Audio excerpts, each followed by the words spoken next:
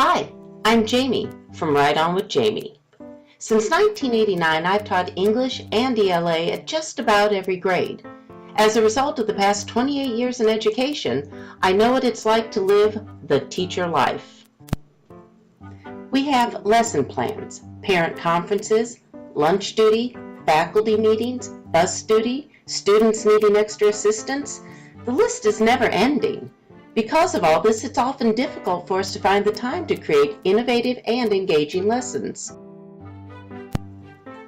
Throughout my career, I have loved teaching students how to write effectively. Because of this, I developed a surefire method for teaching writing with text evidence.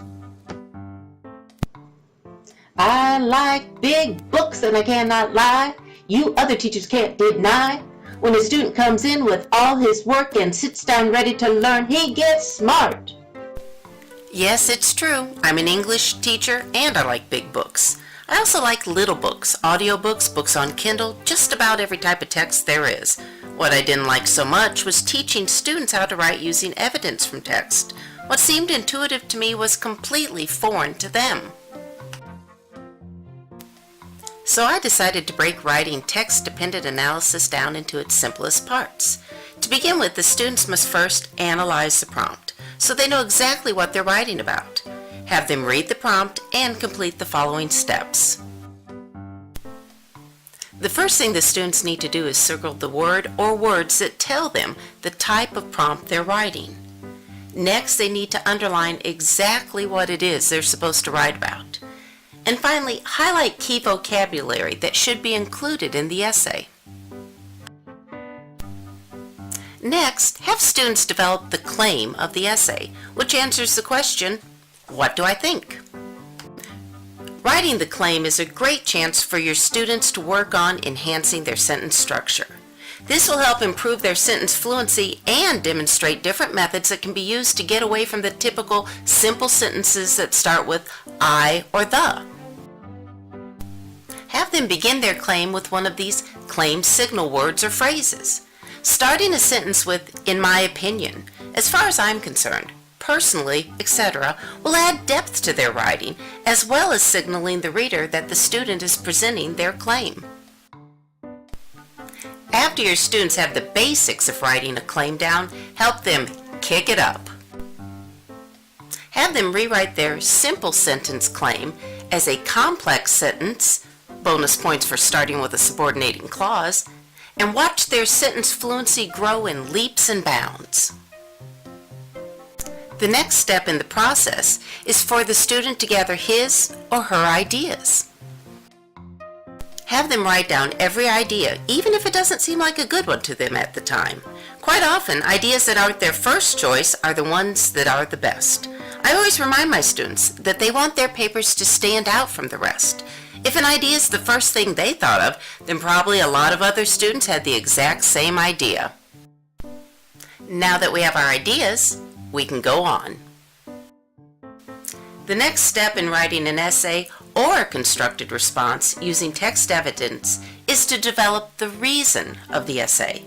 This will answer the question, why do I think this? Developing the reason of the essay is yet another outstanding opportunity for your students to showcase both their sentence fluency and their word choice.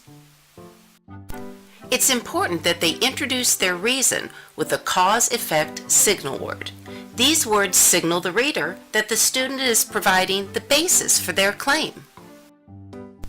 The same way that they wrote their claim, after your students have the basics of writing a reason down, help them kick it up.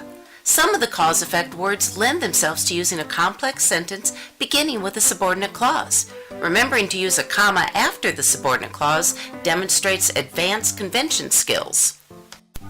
The reasons that your students write will each be extended into a body paragraph. The number of reasons your students use will be dependent on how many paragraphs they will need to satisfy the requirements of the essay. The next step is for your students to develop their thesis statement. I like to think of the thesis statement as the roadmap to a great essay. This will tell the reader what to expect in the rest of the essay. It will answer the questions, What is the essay subject? What is the main idea that will be discussed? What is the evidence that will be used to support the main idea? In order to write a thesis statement, your students will need to refer back to their claim and reasons. I always tell my students that they pretty much have already written their thesis just by having written their claim and reasons. The first portion of the thesis will be the claim, followed by a cause-effect signal word, and then the reasons.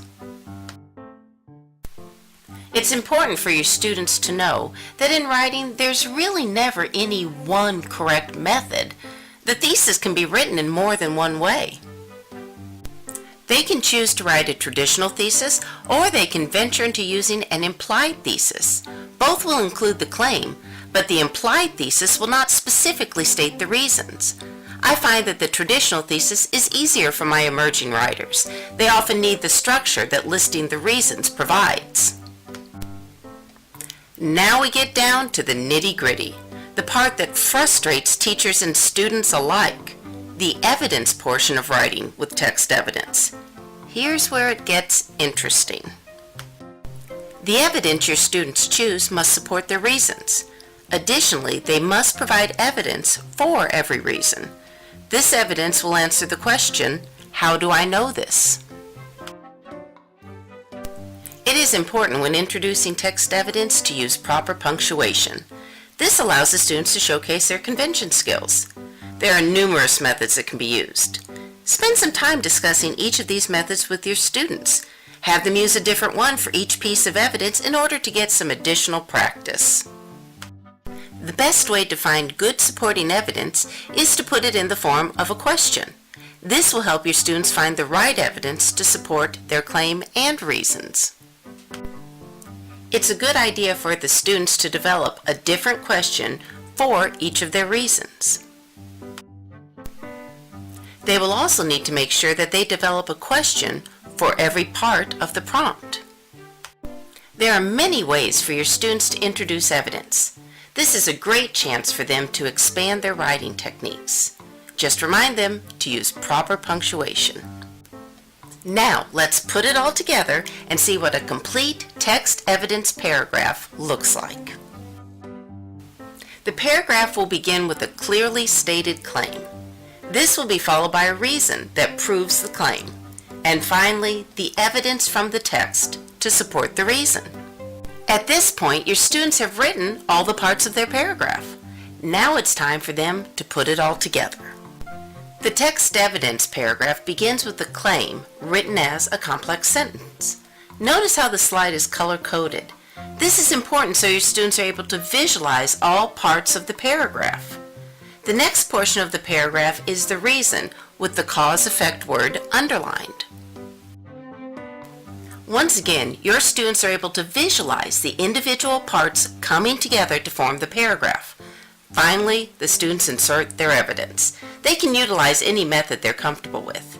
The main thing to look for is, does the evidence support the claim and the reasons, and is the punctuation done properly? If your students incorporate the claim, reason, evidence method of writing with text evidence, they will be able to write clear, concise essays that satisfy all the requirements expected of a text-dependent analysis prompt.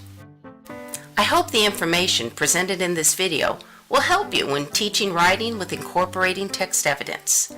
The slides I used as examples in the video are from my The Lady or the Tiger text evidence prompt, character analysis. In my Teachers Pay Teachers store, Write On with Jamie, I have text evidence prompts that come complete with a detailed lesson plan, student worksheets that are interactive with the PowerPoint presentation, and helpful hints for writing with text evidence student notes. Also included in the lesson is a comprehensive PowerPoint presentation that breaks down writing with text evidence into easily understandable chunks. The entire presentation is color-coded and coordinates with the student worksheets. Additionally, the PowerPoint includes a detailed essay tutorial.